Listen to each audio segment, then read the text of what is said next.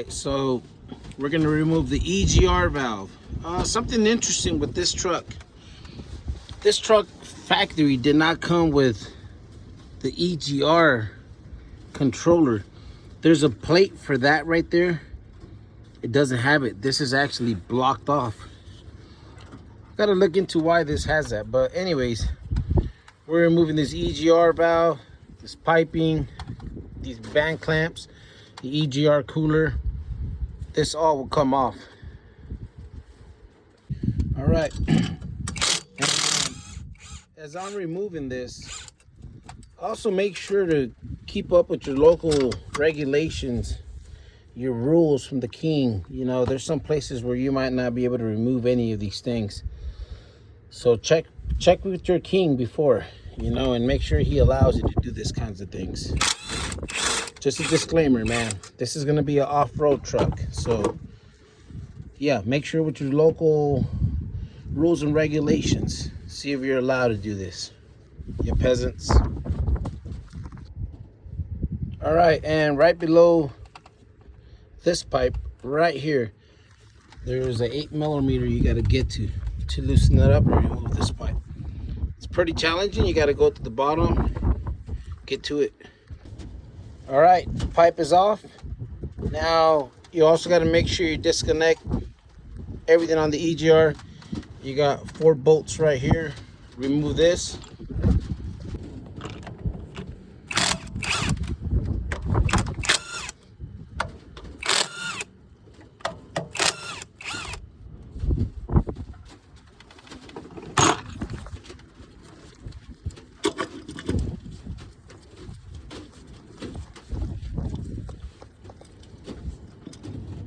Yoinks.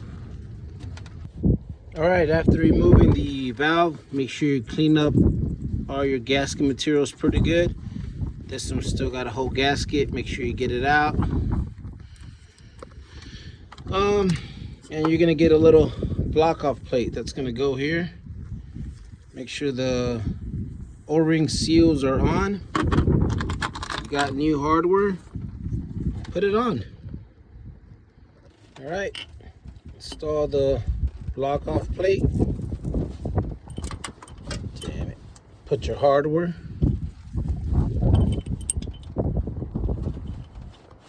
You know, you can't go without dropping a bolt. You always got to drop one.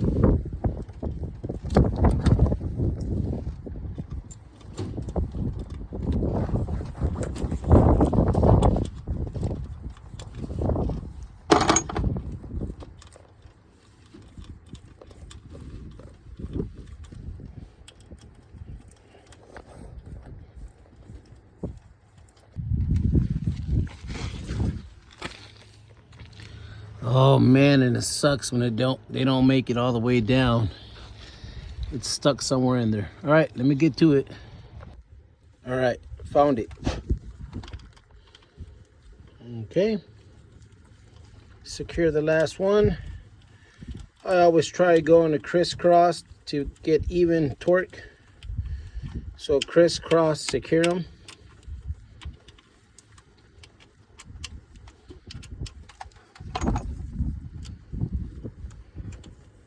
How tight do you want them? You want them German tight. Guten tight. All right, don't over tighten them either, but just guten tight. All right, next, to remove this intercooler, let's remove this piping. We got to get this hose off of that. There's bolts here.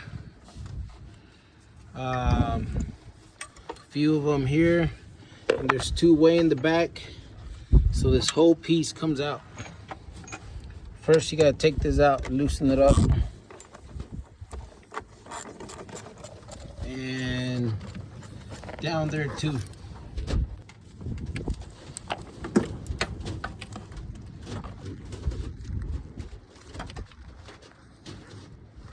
All right, next you got 4 of these 10mm right up here.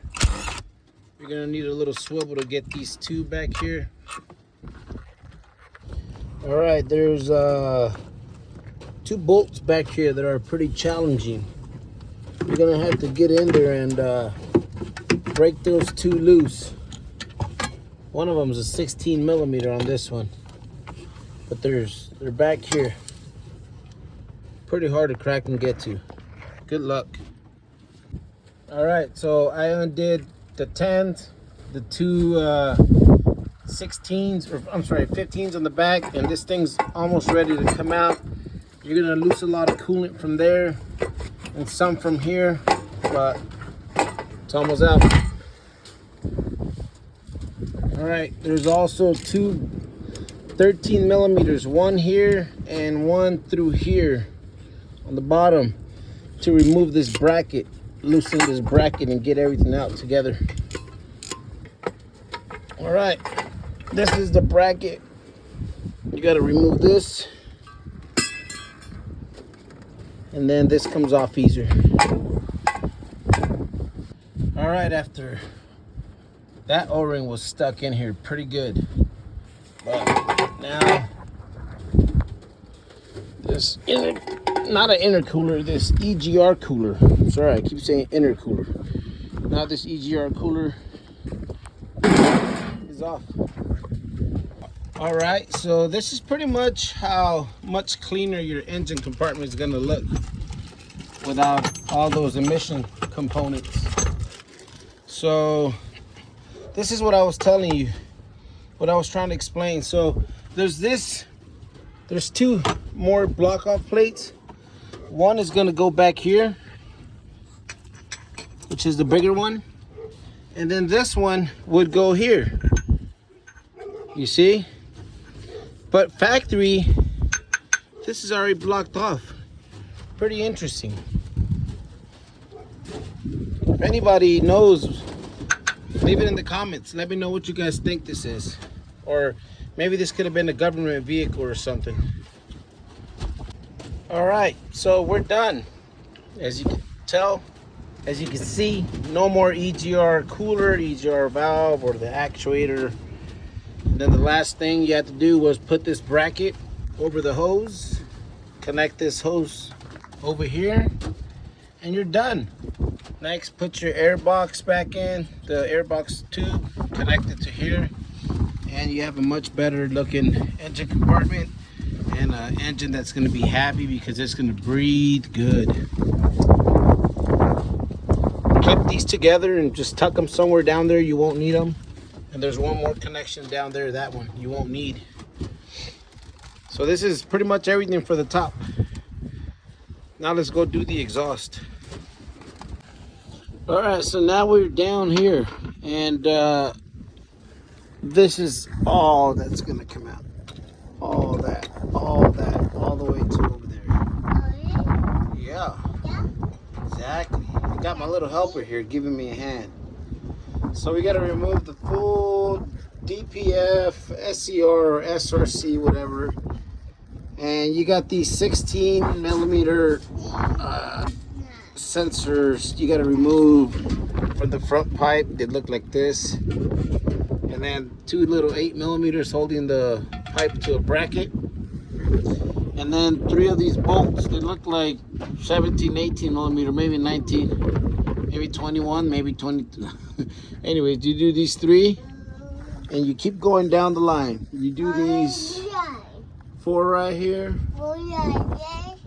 and then you go down that way. You remove 4 over there, and then the final clamp over there on the top, where it goes above the differential right there. That one. And then you should have this full piece of junk off, and you put your 4-inch, 5-inch straight pipe, your pipe with the muffler, and you'll love your truck, how it's gonna run and sound.